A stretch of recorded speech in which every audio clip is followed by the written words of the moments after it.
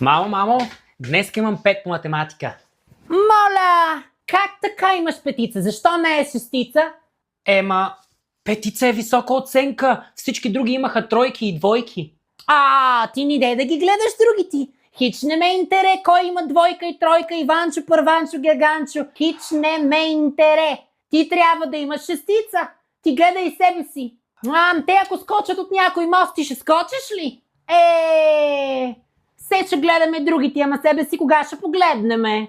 Все си недоволна, бе, мамо. Все си недоволна. Кога ще си доволна един път? Не съм доволна. Да, не съм доволна. Искам да си най-добрия в класа. За да мога утре да изляза аз тук в махалата и да кажа на всички с високо вдигната глава, че имам много добър ученик в къщи. А не да ме излагаш. Петица бил имал. Какво ми се хвалиш?